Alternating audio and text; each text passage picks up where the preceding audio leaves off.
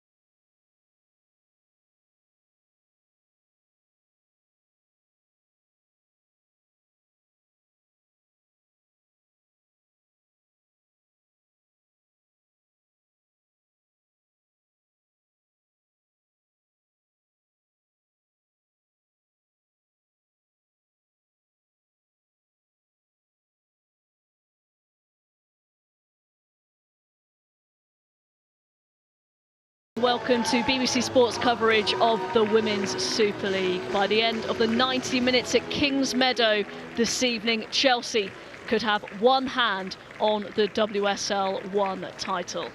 As the two teams line up here, Chelsea on the left, Sunderland on the right. It's going to be a big night for Chelsea and an emotional one as well, as they say goodbye to their captain, Katie Chapman, just at the end of the line there, and she will be honoured at Kingsmeadow in her final home game as a professional footballer. She announced this week that this will be her final few games as a player. The two teams head out onto the pitch at Kingsmeadow.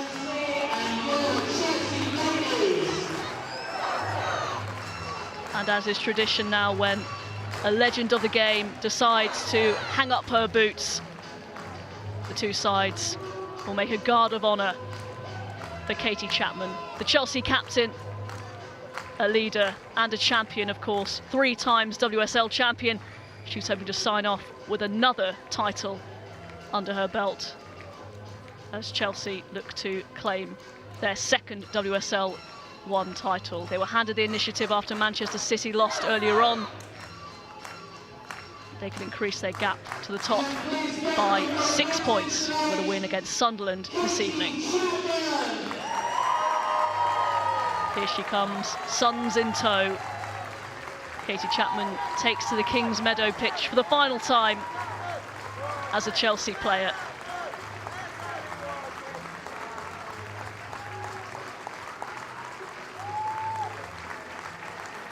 I'm sure mixed emotions for her. She said she felt it was the right time.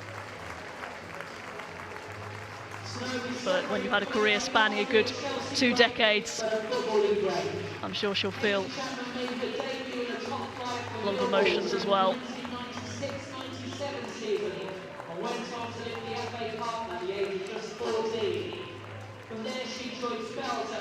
An incredible career, Katie Chapman.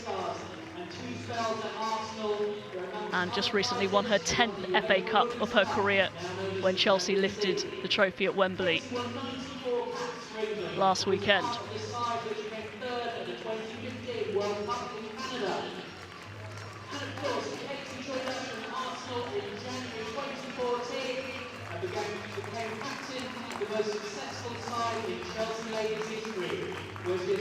So after the Chelsea captain is honoured, we'll have the handshakes and then full match commentary of Chelsea against Sunderland. As I mentioned, Chelsea can take a huge step forward towards winning their 2nd WSL title with a win this evening. And alongside me for commentary, former Chelsea striker Helen Ward will help us guide us through the action. It's going to be a tough task, isn't it, for Sunderland? But the pressure now is all on Chelsea.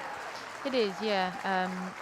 You know, it's a tough place to come at the best of times, but you know they're obviously going to want to send Katie Chapman out with a bang, her last home game in professional football, as you said, and also with the title within reach. I think there's not many games left, and they know that it's in sight. So yeah, Sunderland have had quite a tough season, and it's not about to get any easier.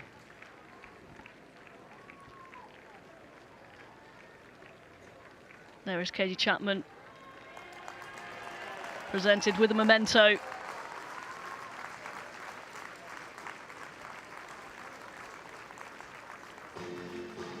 And some flowers and alcohol as well. What more could you want? Just another win. Lovely. It'll look nice in her living room, I'm sure, and I don't expect that bottle to last very long. It wouldn't in my house anyway. Well, come Tuesday night, they could have the title wrapped up if things go their way. It's completely in Chelsea's hands, as we mentioned, because of Manchester City's defeat earlier on at Boreham Wood against Arsenal, where we said goodbye to another women's football legend, Alex Scott, playing in her final home game. The Arsenal captain and right back, who will retire from football as well. Right here, our focus is on Kings Meadow. So let's go through the teams for you. 6 changes for Chelsea from the side that played Birmingham in midweek. Erin Cuthbert, who scored the last-minute winner, earns a starting place in the forward line. Carly Telford replaces Hedvig Lindahl in goal. Flaherty, Torres Dottir, Davison and Luco also come in, with Maren Mjolder pushed into midfield. Alongside Katie Chapman, it's also Claire Rafferty's final home game as a Chelsea player after she announced on social media this will be her last season at the club. She's named on the bench.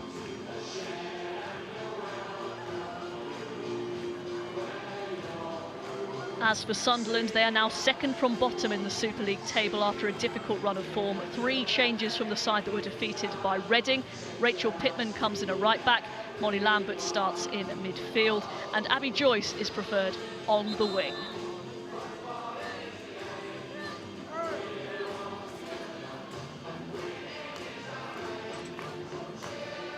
Well, it's going to take something pretty special for Sunderland to come away with anything here. Now officially a part-time team, they have punched above their weight for many seasons since they were promoted to WSL 1, and they've had some decent results this season as well, but it's become increasingly difficult for them to compete with the top teams in the Women's Super League. And actually, with the application process still to be decided, not absolutely sure where they'll be playing when the season restarts. There is the talismanic captain, Katie Chapman, with some words of wisdom for her side. A win will take them within touching distance of the title. 3 games left, including this one for Chelsea. They need 4 points to claim their trophy back, the one they won in 2015 alongside the FA Cup. They've already claimed that this season. So it would be fitting for them to do the double once again in Katie Chapman's final season as a professional footballer.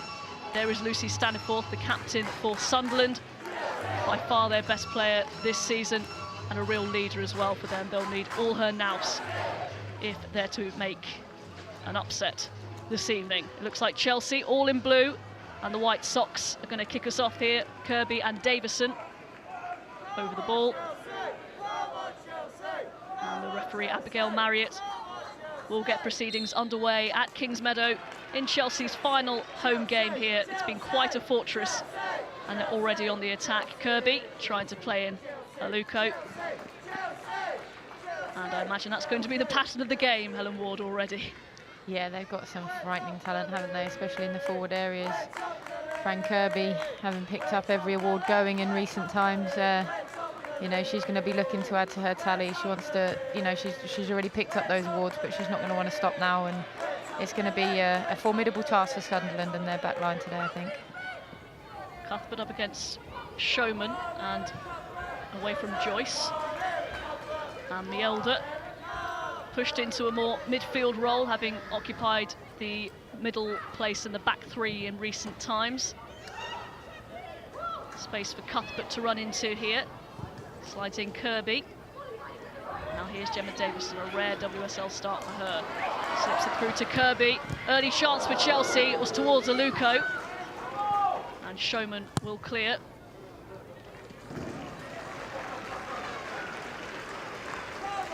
Quick start by Chelsea. I'm sure they would have watched that game earlier on at Boreham Wood and known the result and know what it means, and of course it will give them a bit of a boost going into this one.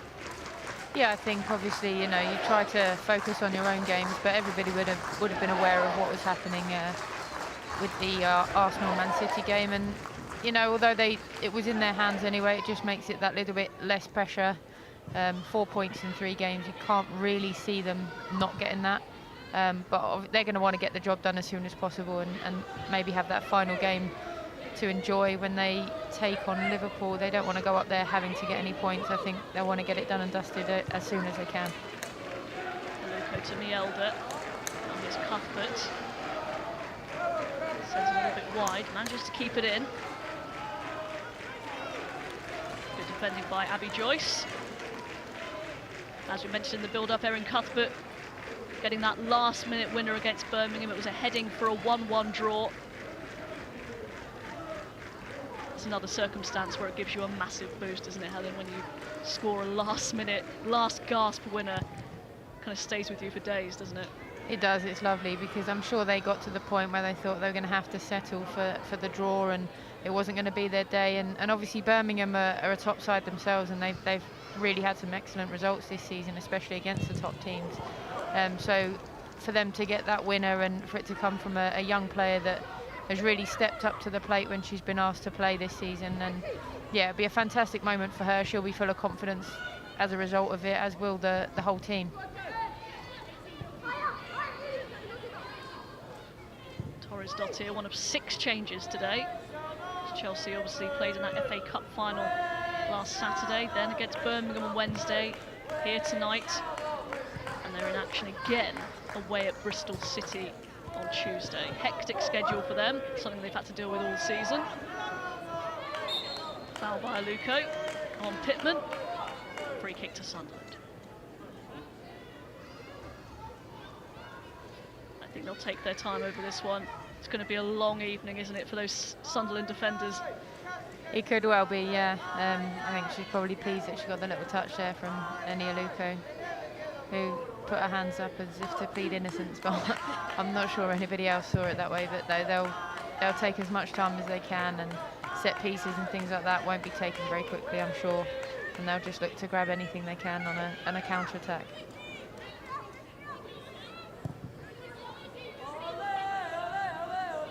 Unbeaten in the league this season, Chelsea. They have a fantastic record here at Kingsmeadow.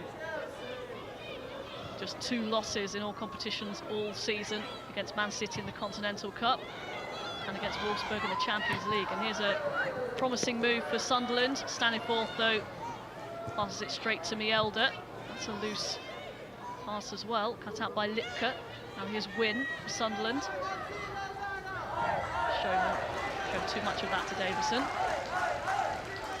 And here's Williams.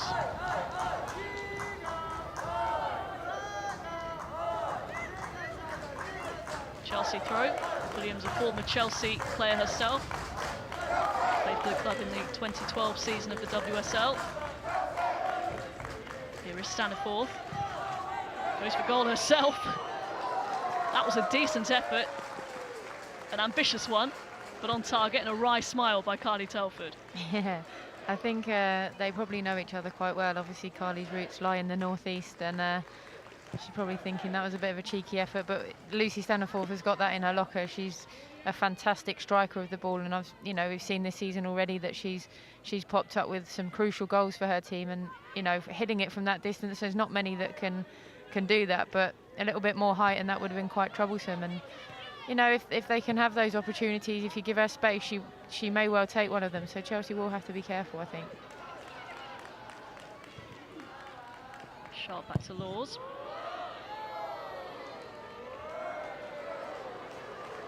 Re-signed in the summer after a year away with Durham, but Sunderland through and through. Rachel Laws, part of the 2014 WSL2 winning side. Enyaluko trying to squeeze through a couple of defenders.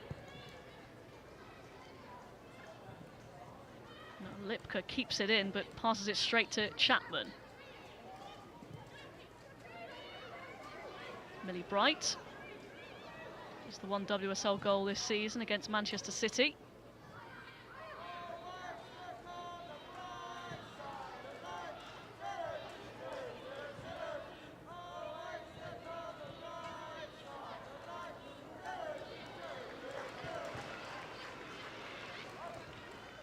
Sliding challenge by Pittman, and Sharp was clearing up. The key is for Sunderland not to let Chelsea get into their rhythm, isn't it? Yeah, definitely. I think once they get going, there's not much you can do to stop them. They pass fast, and the movement of their front players is phenomenal. They just interchange so easily and so fluidly. They all understand each of the roles, and that makes it so difficult for players to pick up and mark, because you just don't know where they're going to go next. They're very in sync, they're very in tune, and it's hard to defend against. So yeah, they're going to have to try and disrupt their rhythm as much as possible, even if it's giving away a niggly foul on the halfway line that you put your hands up and you say sorry ref and you go again. But you just got to try and stop them from, as I said, getting that momentum and troubling you further up the pitch. If they can do that, then they may well get something here tonight. Here from Chelsea though, Cuthbert in towards Aluko. It's going to be picked up by Katie Chapman. Would it be fitting for her to get on the score sheet tonight? Anderson. It's repelled by Sharp. Anderson gets a second bite of the cherry. Here is Aluko. Very congested in that penalty area. Chelsea try and work an opening, and Bright well over the bar. I think Kirby and Co were a little bit disappointed. She went for goal herself. A little audacious effort. I can't blame her for having a go. As you said, the penalty area is so congested. Sometimes you do just need to get one out of your feet and have a go. But yeah, when the games I've watched Chelsea this season, you can see the quality they have all over. But in particular in wide areas, it's going to be important for Sunderland to defend that box. It's going to be huge, because it's one thing defending the first cross, but any knockdowns, Chelsea are so quick to react, and the players in there are so agile and so tenacious that they're going to get onto anything, second and third balls. So it's important for Sunderland to get bodies around it and clear their lines as far as possible, because it's every area of the pitch that the danger's going to come from. But if they don't defend that penalty area, then obviously it's going to cause them huge problems.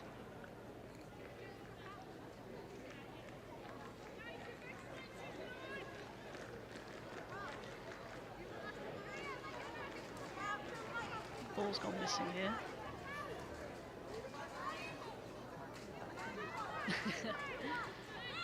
Scandinavian players with Chelsea, they made such an impact. Torres Dottir has been terrific in her first season at a really big club. She spent most of it in the Norwegian side Klepp. And then Jonah Anderson, who joined midway through the season, has already got 3 WSL goals. 4 in all competitions, and that's from a left wing-back position. You have to say that Emma Hayes' recruitment has been spot on. You know, whether she's got scouts out and around in Europe, the players they've brought in this season in particular really have hit the ground running, as you said, you know, coming in midway and scoring those sorts of goals from that position is quite phenomenal. And the depth they have is fantastic, and there's so many players that can play in more than one position as well, which obviously helps. You know, you mentioned Mjelda's played a lot of games as a centre-back, but she's equally as comfortable and very effective from the middle of the park. So you have to compliment them. Yes, they may have more.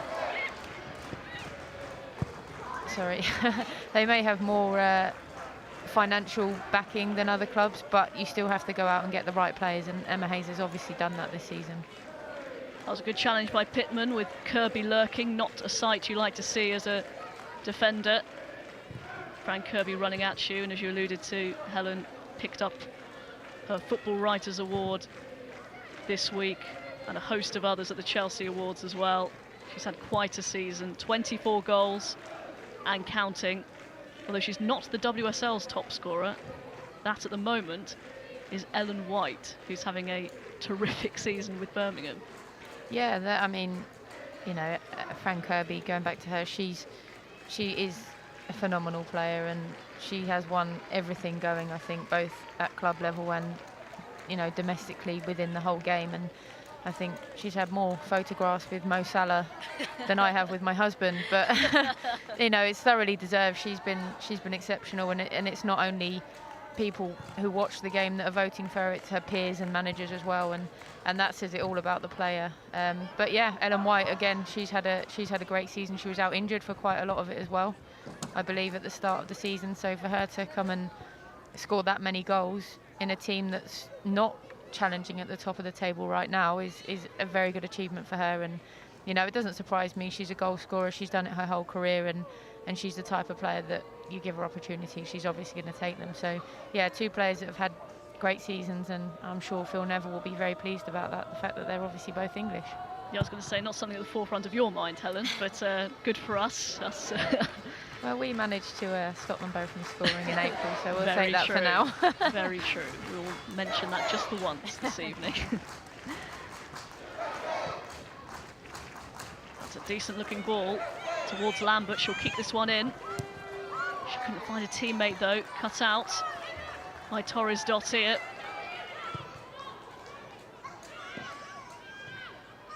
Sharp stepping forward. It's a loose touch. Here is Staniforth looking for options. Dispossessed. That's a long ball over the top here for Kirby. Williams for company. Kirby wants some support here, and she's got it. Mjelda. Maren Mjelda. That's an excellent block by Pittman. Just as she pulled the trigger, threw her body in the way. Yeah, it's a great challenge. In my head, I was thinking this is 1-0. Fran Kirby did well to hold it up. Victoria Williams tracked her well, made her go backwards, but she picked out a good pass. And yeah, for all my money, I thought that was going to go in the back of the net, but a fantastic recovering challenge.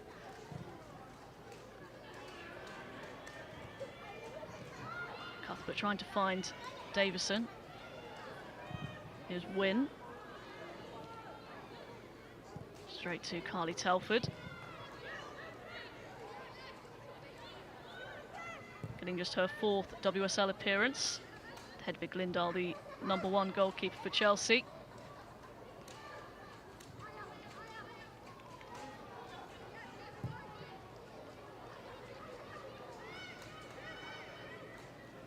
Pinpoint crossfield ball by Torres Dottir.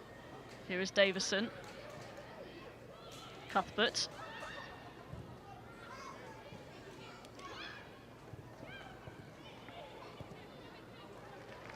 Luco spreads it out to Davison. Well, it's eluded everyone. It's a good ball. It's going to be picked up by Anderson. Up against Lambert. Deflected cross. It's going to be a corner kick to Chelsea. Yeah, again, those wide areas coming into play. Davison doing well, does what she does best.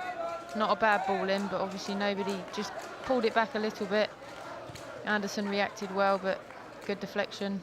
Now they have to defend the corner, which this could be Chapman's moment. You know, deadly from set pieces and in the air, and she'd love nothing more than to get her team underway with a goal in her last home game. Back-to-back away games to finish the season. Chelsea away at Bristol City on Tuesday, and then the final day of the season away at Liverpool next Sunday. Here is Anderson. It's towards Mjelde. Chapman keeps it alive. Davison. Well held by Rachel Laws.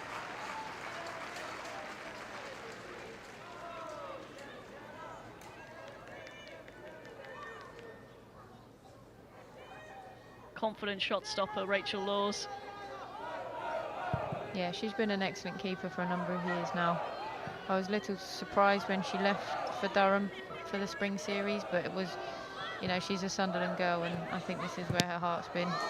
Ramshaw with the shots, and it's deflected away. Chelsea prevent the corner, but it's going to be a throw-in. That was a good opportunity. It was good play by Lambert, who nicked the ball off the Chelsea defender there. Staniforth to Lambert. Throw to Sunderland. Getting a bit of joy down the right-hand side, Sunderland.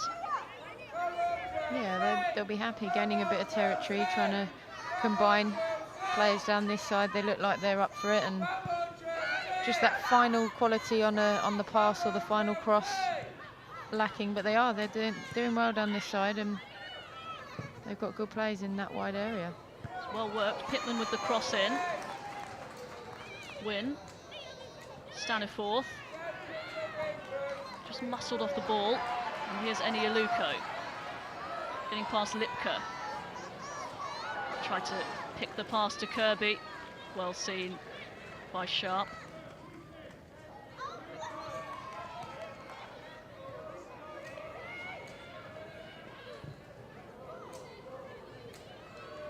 Pittman invites Staniforth forward, asking a little bit too much of her there.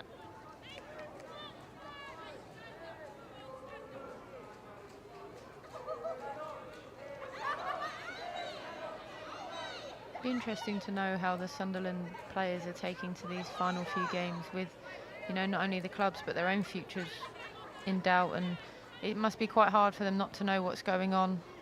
Whether the club have told them more information than has been made public, I don't know, but it's not a nice situation to be in, you know, knowing that whatever happens on the pitch isn't necessarily going to have an impact to what goes on off of it. And, you know, I'm sure as any female footballer that I've ever met, the one thing you always play for is pride, so I'm sure the performances and the desire will never drop off, but it's just an interesting to know what their mentality is at this moment.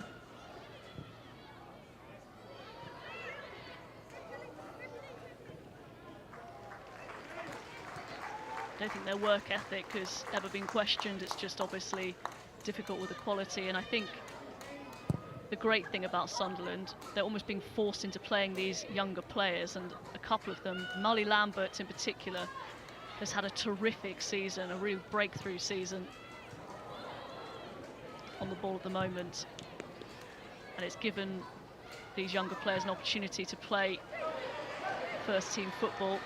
Obviously going to be some harsh lessons occasionally. Here is Aluko to the byline, she's cut it back, and it's just behind Kirby.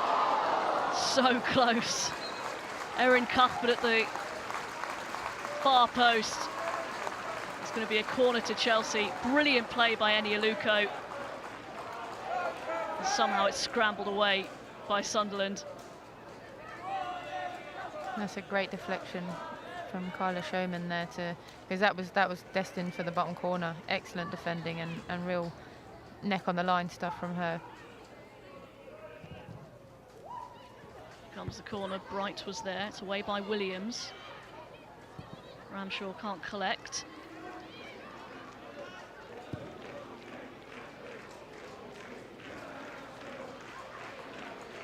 Great control by Cuthbert. Yeah, going back to Sunderland's situation, it's not too dissimilar to our situation at Watford, where we've been forced into playing a lot of young players, and what people might see is the results on the pitch that obviously haven't gone our way and have been quite difficult at times. Itself had to come a very long way out for a goal there. Lucy Staniforth being played on. Here is Anderson. Luca couldn't quite take it under her possession. Again, it's the ball towards Staniforth.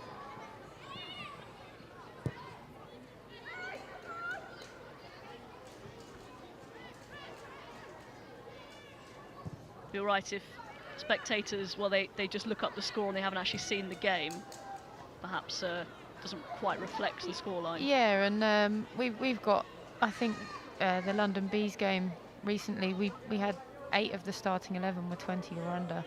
One of them was 16, and these players, though they may not be getting the results right now, the experience they're gaining from playing against experienced WSL2 players is going to be great for them. And you know, wherever they end up next season, whether it's still with the club or in a different team or different division, these experiences are going to help them. And for myself and other experienced players, that's sort of the goal for the end of this season, is to try and help them and move them on and make them feel more confident in how they play. And you know, we were very close to getting a result against Brighton on Wednesday night. Unfortunately, I had a penalty save, which wasn't my finest moment, but to be in with a shout of getting a point against the team who's going to be competing in WSL 1 next season is good. And the credit goes to all those young players that have stuck by and worked really hard, and they've had an opportunity to play when perhaps they wouldn't have done that earlier in the season, and they've taken it with both hands. And I have to give them phenomenal credit for that, because their attitude and work rate has been spot on. And I'm sure that, as I said, wherever they go, they're going to go on to have some good times and good careers in women's football. Chelsea starting to pass it around with really good confidence, and just manages to keep hold of that. Aluko, good movement by Kirby, trying to roll Showman, but that's really good defending. Just giving it straight back to Chelsea though. Neolder. Bright. Now Davison.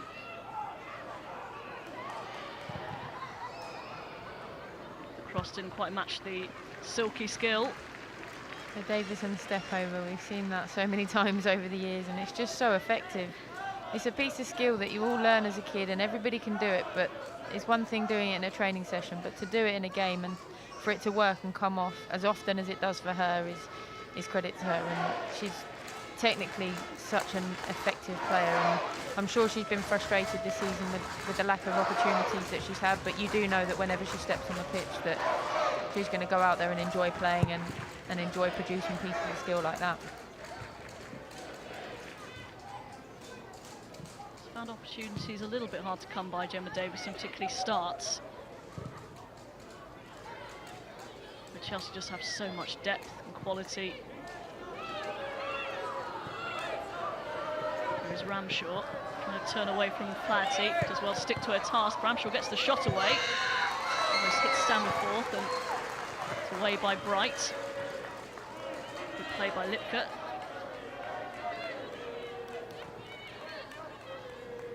Here's Joyce. She's got a trick or two up her sleeve as well. Tries for the early cross. Going to fall for Lipka. Pass didn't quite come off that time. There's been a couple of promising signs though from Sunderland. They have, and again, a lot of it coming from this right-hand side. Lambert, as you mentioned, she seems to have taken her opportunity as a youngster coming up. And you can hear Carly Telford in the Chelsea goal. She's really trying to rally her team and get them switched on, because she's not too impressed with how they've been defending down this side in parts of this game. Lupo tries the early ball. It's going to be flicked through towards Kirby. Fran Kirby for Chelsea, and Rachel Laws stood up brilliantly there. You would have put your house on Fran Kirby to open the scoring. Well, Rachel Laws did so well to stand her ground. Good play by Davison to play Kirby in. She looked offside to me. to be honest, when Davison got that touch. But once she was through and the flag wasn't up, as you said, you'd put your money on that going in the back of the net. It was a different sort of, a bit unorthodox save from Laws there, but it was effective and it kept her out. And there's not many goalkeepers that do that on a regular basis against Fran Kirby, so you have to give credit where credit's due. Down the other end, here is Sunderland with Pittman. Digs the cross out. Davison can bring it away. Pass to Mielder is cut out. Joyce. It's a good ball towards Staniforth.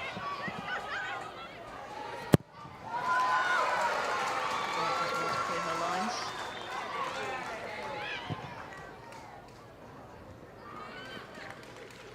Chelsea throw.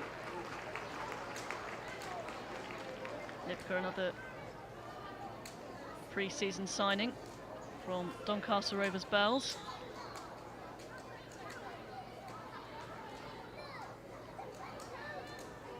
There's another former Bells player in Millie Bright. What a signing she's been. Part of that double winning side of 2015 and has become a key player for club and country. I think she's a prime example of what full-time football can do to you as a player. She always had the talent and the ability, but you can see now that she's got the fitness and the physical attributes to go with it. And she's, as you said, she's been a key player for Chelsea for quite a few seasons now. And she's, you know, you don't leave her out. If there's a big game, she plays both for Chelsea and for England. And I think that's testament to the full-time programme that she's now on, which she probably wasn't on at Doncaster at the time. Telford's pass just eludes Torres Dottir, and Sunderland are in here. Staniforth in trying to push that across the goal has just caught Carly Telford. I think she's going to be okay. No malice in that at all, just a coming together, brave goalkeeping from Telford. It was, yeah. I don't actually know what made contact with her there, whether it was her knee or... But, you know, Staniforth was well within her rights to go for that. It was a good save. It was brave from Carly Telford to come out. But, yeah, I think a corner's the right decision. It was a 50-50 ball. Staniforth got to it first, and it was just a coming together on a wet surface. Yeah, I think it must have just been her knee on the follow-through there. She'll be fine. She'd have had worse than that, I'm sure. Might have a fat lip in the morning. Carly Telford receiving some treatments.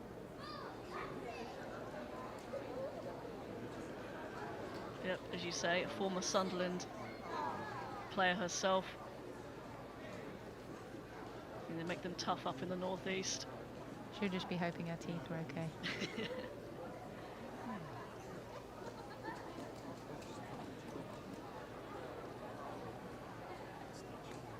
Well, it's been a busy day on the women's football front, and you can see all the highlights from all the games over the weekend on the Women's Football Show. Tomorrow, right after Match of the Day, the final day of the Premier League season, it starts at 10 past midnight on BBC One, the Women's Football Show with Ailey Barber. Some of the scores today, though: Yeovil 0, Bristol City 2. As we mentioned, Arsenal 2, Manchester City 1, which means Chelsea will go 6 points clear at the top of WSL 1 with a win against Sunderland, who are holding firm at the moment. The other score from today, Reading 3, Liverpool 0, and that result takes Reading temporarily, perhaps, up to third in the WSL 1 table. What a season they are having, Helen Ward. They've had a fantastic season. I think we were looking earlier, and they've, with that result today, have secured a top 4 finish, which, when you think they were in WSL 2 just 3 seasons ago, or 2 seasons ago if you don't count the spring series, and you know, to go up there and disrupt the likes of Man City and Arsenal and be on their tails right up till the last games of the season is fantastic. They've built a really good squad. They've got goal scorers from all areas of the pitch, not reliant on one person to score all their goals, and you know, they're up there deservedly so. They've had some great results, especially you look at beating Man City. They got a couple of draws against Chelsea. It's not easy to go to those places and get results. So testament to them and the way they've gone about their season, and you know, probably looked at as underdogs in a lot of those games, but they've come out on top and they believed in what they're doing, and they've got, you know, the results to show for it.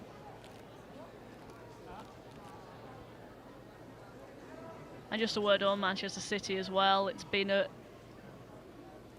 bit of a stuttering period for them, hasn't it? And they could end and most probably they're going to end the season without a trophy, which seems pretty unthinkable for a club like Manchester City. It does, and especially when you think they went so far in all of the competitions that they were in. It's quite remarkable that the chances are they're not going to get a trophy. I can't see Chelsea letting this one go. So you look at that and you think, so they've made the semi-finals of the Champions League. They lost in the final of the Continental Cup. They have obviously run Chelsea right to the wire in this one almost, and it's just, yeah, it's unbelievable to think that they won't finish with a trophy with the team they've got. I just think that the depth they've got doesn't match Chelsea's, and when you do go that far in each competition, you need more players that can step up and take the place of those that are potentially injured or tired. It's hard work for 11 players to play week in, week out, and not have as much rotation as you possibly would want.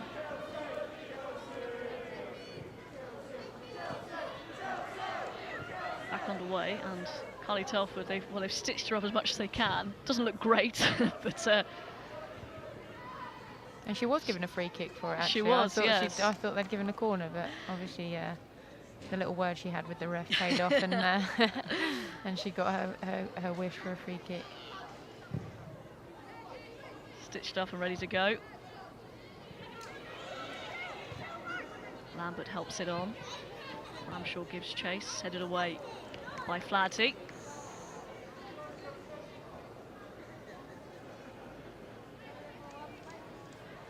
She's had quite a few injuries as well, Gilly Flaherty, this season, but as we were just contrasting Manchester City, they have such strength in depth, Chelsea. They can afford to carry a couple of injuries and almost replace them with as good a replacement.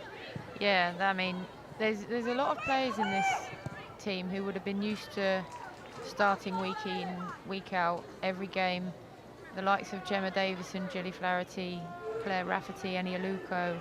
They would have all been in teams before where they knew they were nailed on starters, and it's probably been a tough shift in mentality for them. But when they have come in, they've obviously stepped up and produced performances and results for their team, which shows the sorts of players that they are. And I think there might be a bit of an upheaval in the summer with Chelsea and some of their players. Obviously we know that Katie Chapman's retiring and Claire Rafferty's moving on, but I fear there might be one or two others that perhaps want more regular first team football, and obviously there'll be no shortage of offers for those players, but they're coming towards, you know, the later parts of their careers, although I'm not sure Gilly Flaherty's probably anywhere near the end of her career, and I don't expect her to move on. But it has been a test of character, although they've gone on to obviously have an exceptional season and will probably have the double to show for it at the end. It's still going to be difficult for those that are used to playing week in, week out to get used to, and you have to weigh up, you know, the success of the team against your personal ambitions and the stage of your career that you're at.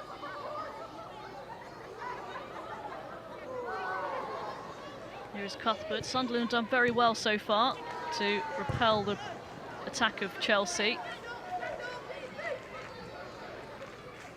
Just over 10 minutes to go until half-time. There'll be a lengthy bit of stoppage time as well after that Carly Telford injury. Yeah, they've held firm, and I think you do expect that from Sunderland teams. You know they're going to be a tough nut to crack, and they've shown exactly that today. And if a player's been beaten, more often than not, there's been someone behind her to get in the way of the next one. And you know, they haven't had too much going forward. They've had one or two slight openings, but generally it's been them on the back foot. But they've stood firm, they haven't panicked, and they've retained their shape really well.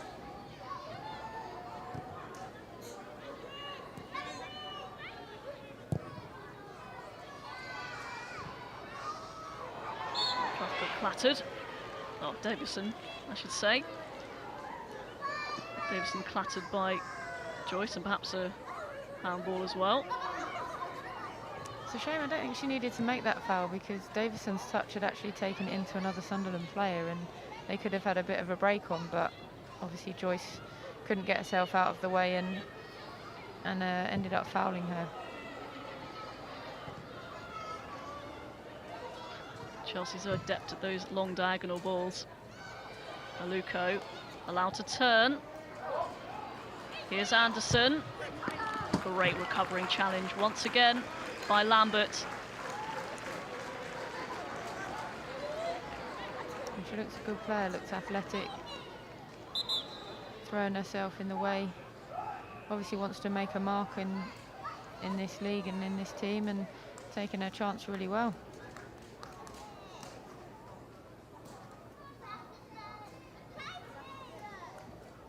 It's her 10th appearance in the WSL. 9 have been starts. Real breakthrough season for Molly Lambert. Can't you tell for just being touched up again? That does look quite nasty. It does. It looks a lot more sore than I thought it was in the first place. I think she's still got all her teeth. Don't often see her not looking too happy though. She's normally quite a smiley person, but that's going to really hurt tomorrow morning. Yeah. Really hurt.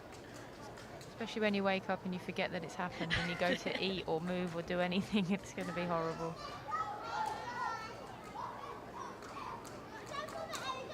I think the referee's just not very happy that it's still bleeding.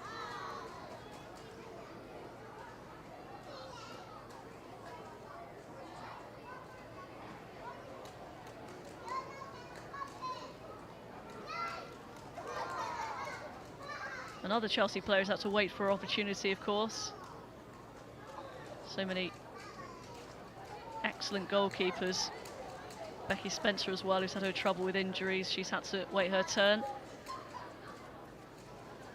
Yeah, and it's for Carly Telford. She's obviously been given an opportunity as England's #1 in the last couple of games, so it'll be important for her to get game time on a regular basis, especially with Karen Bardsley having a few injury troubles and not always starting at Manchester City.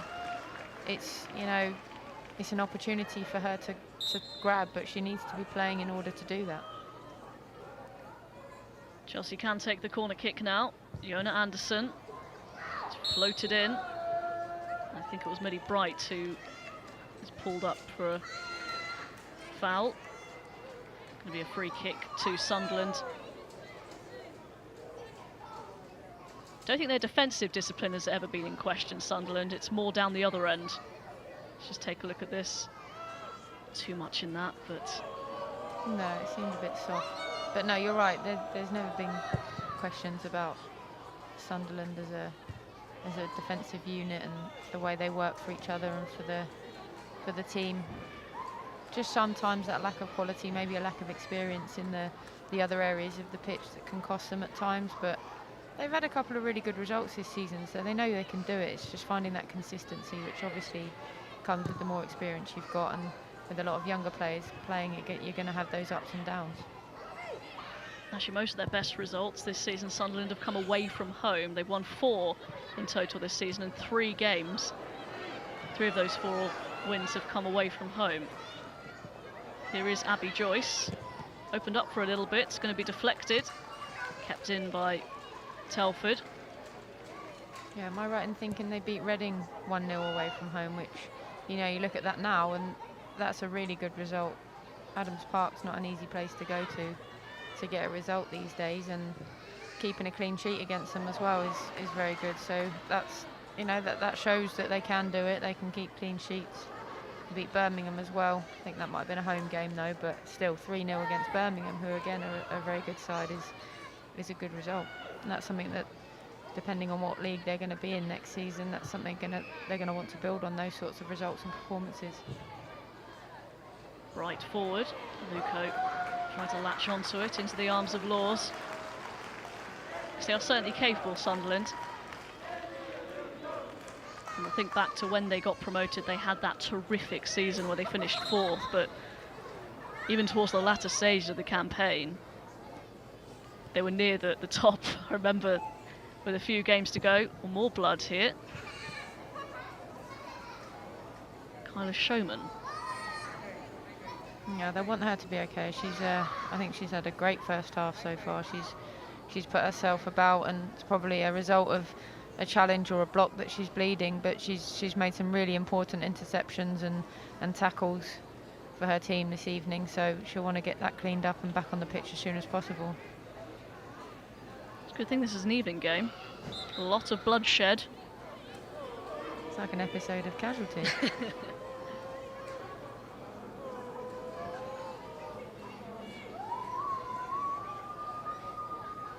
It's in the same area as well. I wonder if she was caught with a boot or something.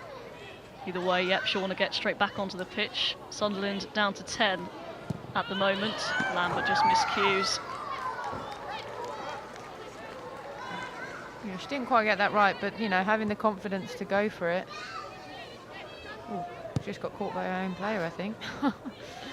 Yeah, having the confidence to have a go from there shows that she's enjoying her football, and disappointed with the effort in the end, but still she's getting in those areas, and she's probably been Sunderland's biggest threat, I think, alongside Lucy Staniforth. Those two have been the standout players for me in terms of attacking for Sunderland. It's a nice ball out wide to Davison. Getting past Wynne. Cuts it back to Kirby. First touch is good, the second one will loop over and into the net. Not her prettiest goal, Fran Kirby, but she won't care one bit. Her 25th goal in all competitions of the season. Sunderland held out well, but finally they are broken. It's Chelsea 1, Sunderland 0. Yeah, that's an excellent play by Gemma Davison. I don't know if Fran means this for, I think she does, that first touch, just letting it go across her body and deceiving the defender. Obviously got a bit lucky with the deflection into the back of the net, but the movement of her body to enable that bit of space to get the shot away in the first place is fantastic, and that, I think that's what sets her apart from a lot of players, is the way she uses her body to manipulate the ball. You know, whether she touches it or not, the way she moves defenders and moves the ball is fantastic, especially in tight areas. And you know, 25 goals in the season is a phenomenal return, and she just loves scoring goals. She's a goal scorer, and I don't think she'll ever get bored of scoring goals. And I don't think her supporters will get bored of seeing it hit the back of the net either. Felt for Rachel Laws there. You could see the inevitability on her face. Can't do anything about this. Who would be a goalkeeper? You know, you can do everything right, but there's nothing she could have done about that. And you know, it must be so frustrating. You see it so often. A goalie will make a wonderful save, and then somehow it will go in off of somebody else or an own goal. And yeah, it's got to be a really frustrating position to play. I couldn't do it. I don't think I've met a sane goalkeeper so far. They're all a little bit mad, aren't they? They are, and I married one. Will the floodgates open now? Davison can't quite find the pass she was looking for. Back to Laws.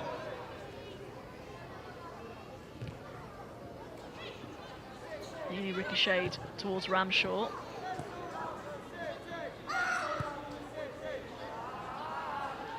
The important thing for Sunderland now is not to panic. You know, it'd be disappointing to concede with so little time left until half-time, especially after putting in a reasonable defensive performance so far. They can't panic and start chasing things at this point. There's still a long way to go, and at 1-0 they're always in the game, so I think they just need to keep their shape, keep their discipline, try and take an opportunity going the other way if they can, but not panic too much and not change anything just yet.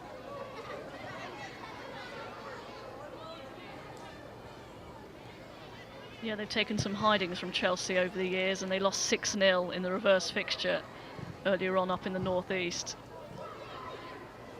So they are capable of a collapse, but I think as you said, Helen, the key will be just to get in at half-time with the score at 1-0. They may not be able to do that. Cuthbert, vital header by Pittman. Luco manages to touch it to Chapman. Off the post by the Chelsea captain. So close to a goal on her final home game as a professional footballer.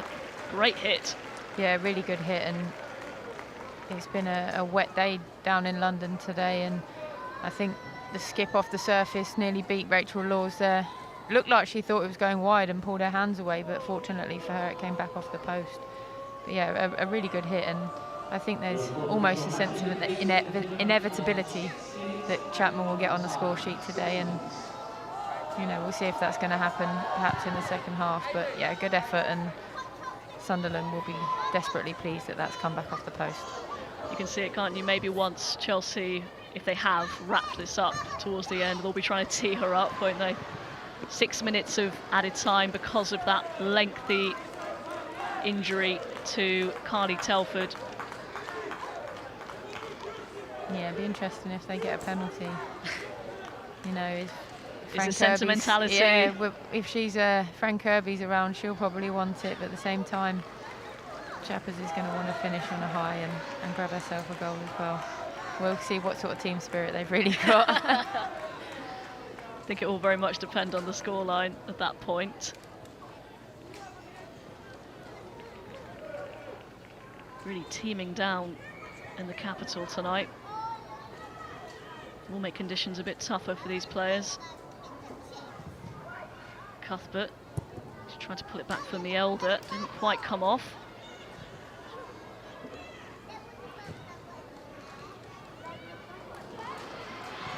Played by Davison, Cuthbert leaves it. That was a good dummy by Kirby. Such an intelligent player. She is, and she has been from such a young age as well. When you saw her at Reading, the goal she scored that sort of put her on the map against Arsenal in the cup game, where she just flicked it around the outside of a World Cup winner with just such nonchalance. She knows what she's doing with the ball before it comes to her, and that's a sign of a great player. Chapman closed down, this time by Wynne. They're already trying to tee her up, Katie Chapman.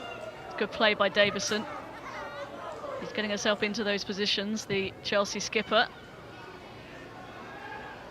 Here is Davison once again.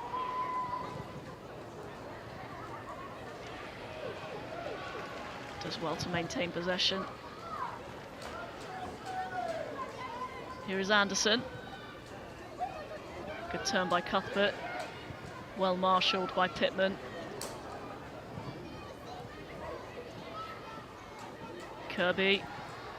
Oh, lovely reverse pass to Aluko. Beautiful Chelsea move. And Rachel Laws is down now, the goalkeeper. Great vision from Kirby. And Aluko not far away at all to doubling Chelsea's advantage. No, very close. I'm not sure what happened to Rachel Laws there. It's a slippy surface, isn't it? It is, and I don't like it when players go down like that with no one around them. It's not always a good sign. She's holding the back of her knee as well, and that's not a good sign for her. Hopefully I'm wrong and she's okay, but you know, on a wet surface, if her foot's gone the wrong way and you know the rest of her leg the other, it could be something bad, but hopefully it's not. Hopefully she gets back up soon. Well, you joked that it's been a bit of like an episode of Casualty out there, but it's really starting to resemble one. Let's hope Rachel Laws can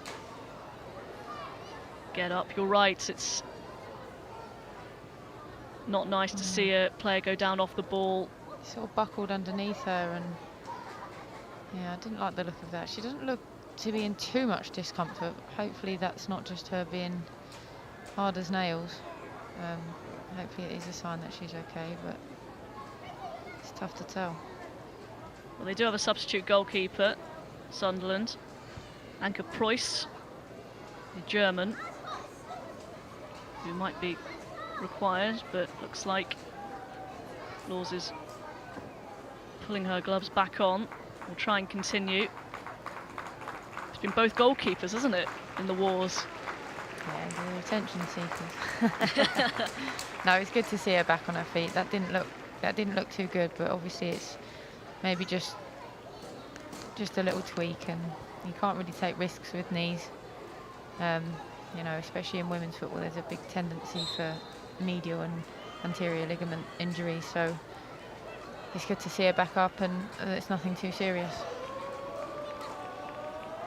Sure, they'll assess her again at half-time. They'll be added on time to added on time now. Here is Kirby. Now Aluko goes for goal.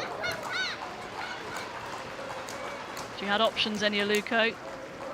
Decides to take it on her unfavoured left foot. Didn't quite come off for her. No, I think as soon as she got the ball, though, she's looking to go to goal, and you know that's what any forward would do in those areas. You want to try and grab a goal, and just got too much on it, too much height. Perhaps would have been better to drive it across the goal with her right foot, but wasn't able to generate the space to do that. She has 4 goals in 4 starts in the WSL before today. It's a pretty good return, Eni Aluko. Excellent ball. Kirby picks out Aluko. Straight into the arms of Laws.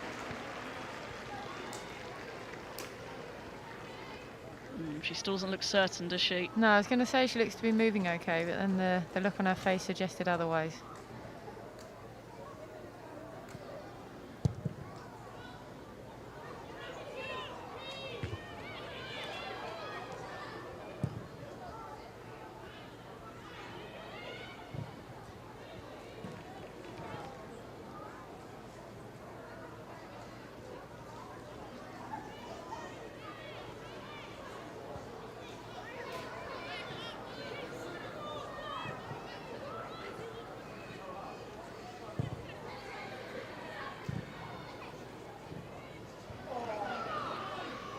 But nearly found Kirby with the return pass there. Yeah, it would have been an excellent ball. It was well read in the end. That's a good ball to Staniforth. Telford taking no chances. I think she probably could have picked that one up, but... Yeah, she probably could. And going with her head after the challenge before was brave, but no, she obviously didn't want to take any risks with it being adjudged to be a back pass. So Fran Kirby, with her 25th goal of the season, has given Chelsea ladies a slender advantage here, and they are marching towards the title. Your thoughts, Helen Ward, on that first half? It was a pretty resilient display, wasn't it, by Sunderland, but eventually Chelsea just wore them down. That's a familiar story, isn't it? It is, and so many teams come here and try and set up in that sort of way and trying to defend and, you know, not let Chelsea in, but it's hard to stop them these days, and you have to say they probably deserve their 1-0 lead just about. So 1-0 at half-time. Make sure you join us for the second half here on BBC Sport. We'd like to extend a very warm welcome to Claire-Marie Pascal, whose first game is here at Kings Meadow tonight. I hope you have a great time here at Chelsea ladies.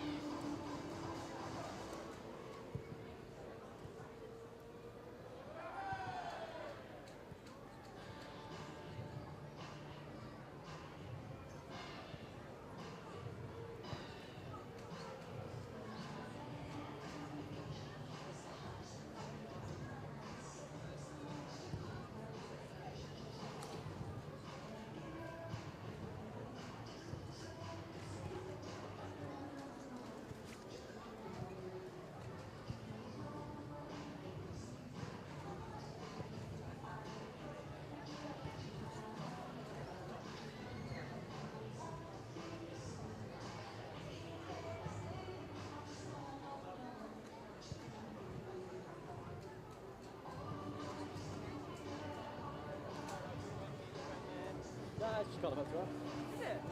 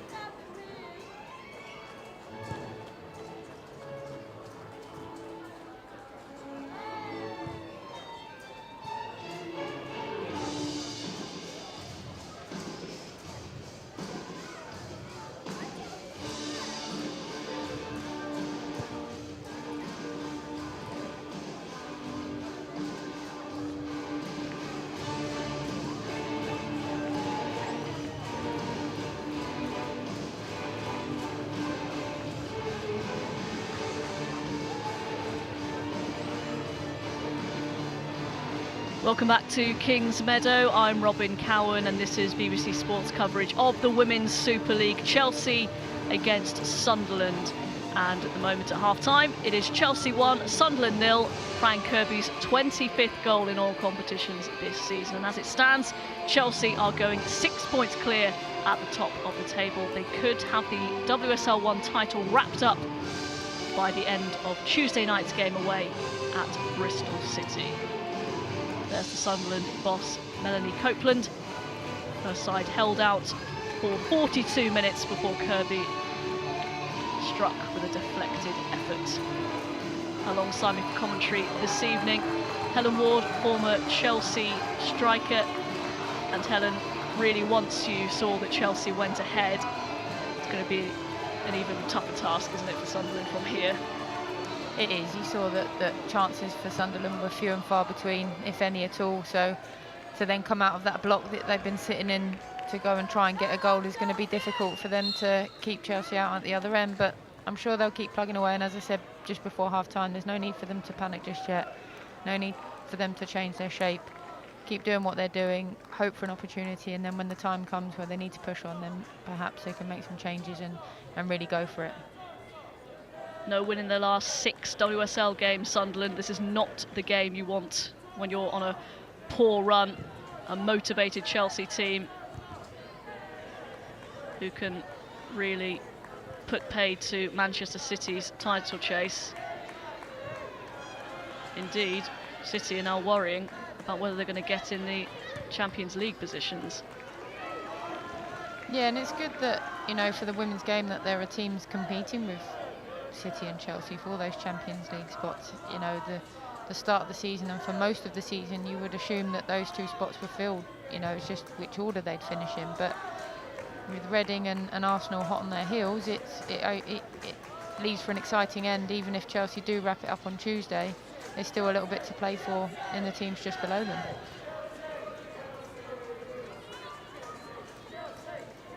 Torres-Dottir try to see it out. It's a Sunderland corner.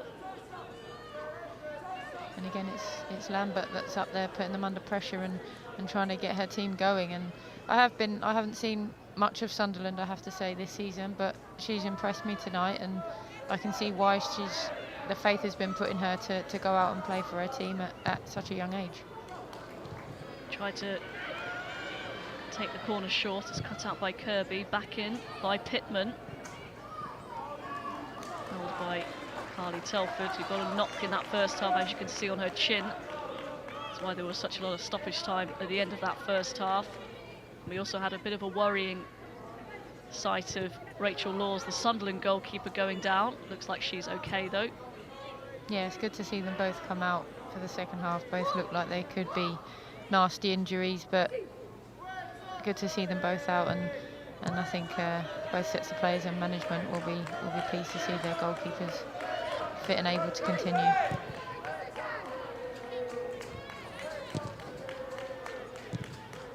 Lipka helps it forward. Ramshaw will give chase. Telford sweeps up.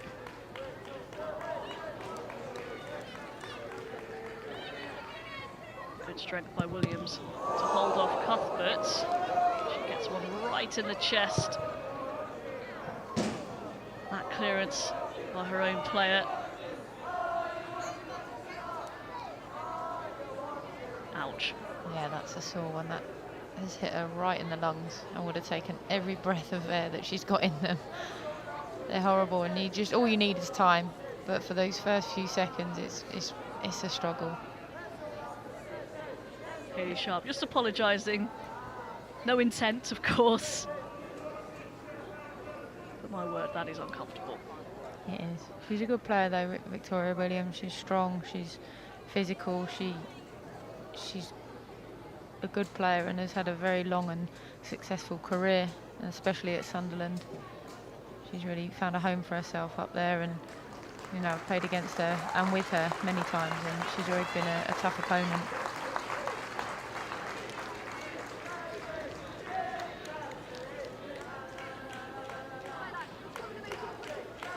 Got our breath back.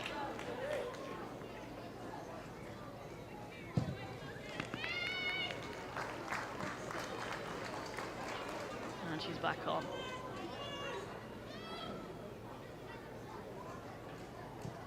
Rachel Laws actually won the WSL 1 title as well while she was on loan at Liverpool in 2013. In the following year, won the second-tier title with Sunderland to win promotion. Here is Wynne.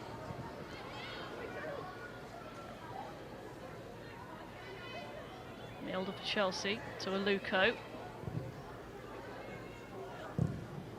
Laws is probably unfortunate that she sort of grew up in an era where there were quite a few good England goalkeepers, that she wasn't able to make more of a mark as an international player.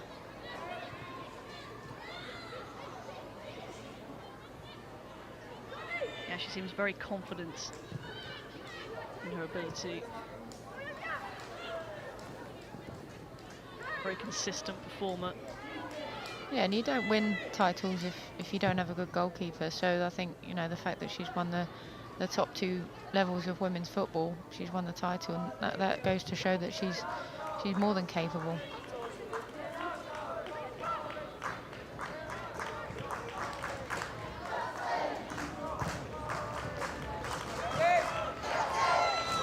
But looking for Kirby.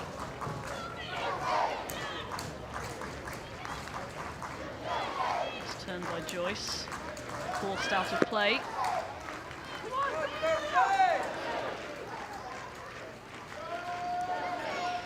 It's the 1 WSL goal this season, Abby Joyce, in arguably their result of the season, their win against Birmingham.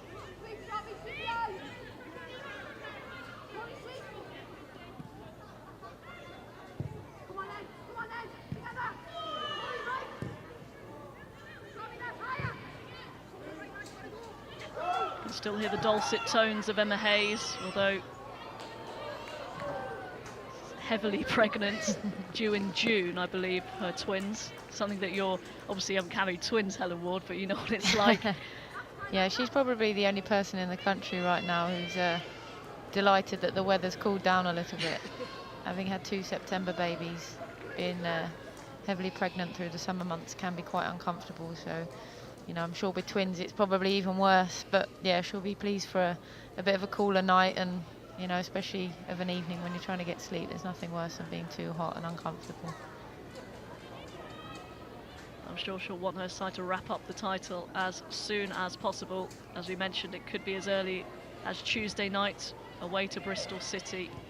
That's because of Manchester City's defeat at Arsenal earlier on today, and you can see highlights of that on the Women's Football Show tomorrow, 10 past midnight, right after Match of the Day on BBC One.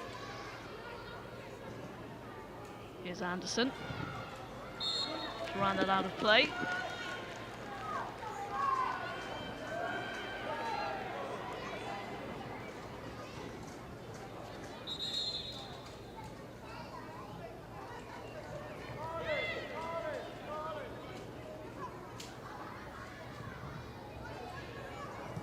Ramshaw trying to keep it in, she does so, can't find Joyce.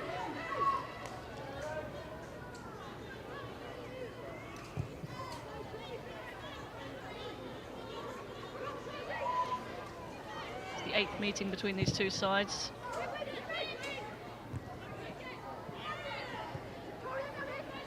Chelsea have won 6 of them, lost 1, as it stands they're heading for 7th win against Sunderland. That one defeat was an amazing one, though, if I remember right. Was it 4-0? Absolutely correct. Yeah, that was a fantastic result for them at a time where Chelsea, I think, were unbeaten and flying. Yes, it was 2015. He ended up actually winning the title at home to Sunderland later I on. I was at that game. That was 4-0 to Chelsea, but that was during Sunderland's fantastic debut season in WSL 1 under Carlton Fairweather. Yeah, they were very, very good that season.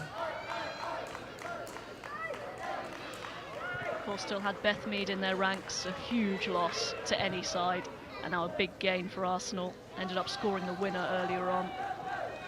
Yeah, she's really stepped up to the plate this season in particular. I think she's found opportunities a bit hard to come by in the last sort of year or so, but this season she's really taken her opportunity and she's been she's been flying, and you know that ended up in her getting her call up for England. But she's always had the ability to finish, and she's been terrorising defenders this year. Rangers clipping the heels of Davison. He has frustrated at times. Glad he got a little bit lucky there.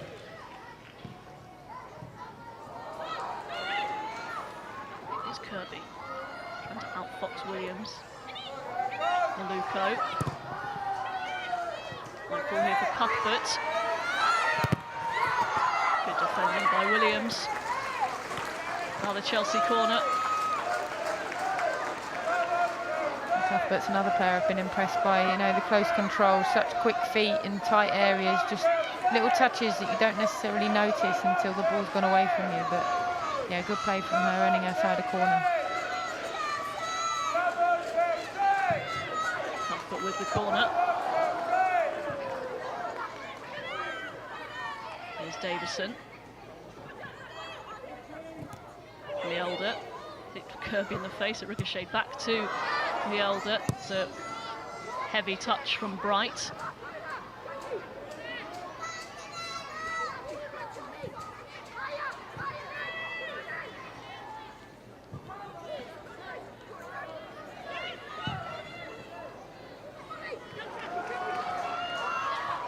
Good ball, it's going to fall for Anderson. Manages to get it back to Aluko! Eni Aluko doubles Chelsea's lead. Expansive play by the home side. And Eni Aluko has her 5th WSL goal of the season. And surely that's going to give Sunderland way too much to do from here. 2-0 to Chelsea. I'm going to say a terrific little cross, but actually took a deflection which probably helped Aluko, but did exceptionally well to get in front of her player, and just a typical poacher's finish at the near post, popping it past Rachel Laws, who didn't have much of a chance in there. And Sunderland's task has just got that little bit harder, and I think Chelsea is starting to enjoy the occasion now. That's twice, though, that Sunderland have made these blocks and they've ended up counting against them. Their intentions are good, aren't they? It's just the result. Yeah, exactly. And I think, you know, it is unfortunate, but when you look at title-winning sides, they do seem to get that little bit of luck, and that makes you think, well, perhaps it's not luck after all. It's finding themselves in the right place at the right time. But that's through the hard work and the awareness of where you need to be. And yeah, it's unfortunate for Sunderland. They have worked very hard, and all they're trying to do is put themselves on the line to make those blocks and those challenges, but it's just not fallen for them. And you know, it's tough to take, but in a game like this, I think it was always going to be either a sensational goal or a little bit of fortune or misfortune in Sunderland's case that was going to upset them and beat what has been quite a solid backline and goalkeeper thus far. So unless there is a momentous comeback by Sunderland from here, Chelsea will need just 1 point from their final 2 games to reclaim the WSL title, which they won in 2015. They surrendered in 2016. They won the spring series, but this is the big one. Here is Kirby. Chelsea in the mood now. Joyce into Ramshaw. Staniforth has made the run forward. It's good tracking back by Bright. Yeah, Sunderland's starting to look a little bit tired now, and again, that's the part-time nature of their training, perhaps, against what is obviously a fully professional outfit in Chelsea. And it's games like this at this stage of the season, this time in the game, where those extra hours on the training pitch will pay dividends for Chelsea. And obviously they've got unbelievable quality amongst them, and that's always going to help on the pitch. But the quality always shines out that little bit more when you're able to run that bit quicker and for that bit longer. Coming on the field, number 20, Jonna Anderson. Well, we've mentioned that Katie Chapman is playing in her final home game as a professional footballer. We're now going to see another Chelsea player enter the field in Claire Rafferty, who announced on social media that this will be her final season as a Chelsea player. And she's getting a terrific reception from the Chelsea fans. Yeah, you'd expect nothing less because she's been there through everything. She's their longest serving player by quite some distance, I think, and you know, she's been there through the highs and the lows, and there were some big lows for Chelsea ladies. I think she was probably at the club when it almost ceased to exist, so she's seen everything, and she deserves her last half an hour out there on the home turf, and she's done a lot for the club and for women's football in this country. So I think whoever snaps her up will acquire a true professional and obviously a very talented footballer. Yes, been at the club since 2007. 3 ACL injuries as well. That's been the main storyline for Claire Rafferty. Each time coming back, each time stronger and winning the title, and also having a bit of a renaissance for the England team as well, getting her place at the World Cup in Canada. Yeah, and I think people forget that at least 2 of those ACL injuries were before the days where you had the sort of medical care and attention that clubs are getting now. You know, I think that Chelsea ladies are probably well looked after by the medical team from the men's side and have access to scans and operations at the click of a finger. But certainly the first 2, if not the third one, Claire would have had to go through procedures either through the NHS or waiting or paying even perhaps herself, I'm not too sure, but to do that and to come back and still play at the highest level is testament to her. And I remember being on the pitch for 2 of her ACL injuries. In fact, I was on the pitch when it happened, and you could just see the devastation in her face. And I think after the third one she said, no, I'm done, I'm not going to do it. But she took some time away from the club and came back, and you know, we can all see how well she's done since then, and you have to admire her for that and her character to do so well. And even coming back after that third one, she was the fittest player in the team and could run the furthest, even having been out for, you know, up to a year, which was frustrating for the rest of us, but goes to show what an athlete she is. It will be interesting to see where she heads to next. Katie Chapman retiring. Rafferty just leaving Chelsea. She's found starts and minutes hard to come by this season. She's in a position that is fully stocked for Chelsea.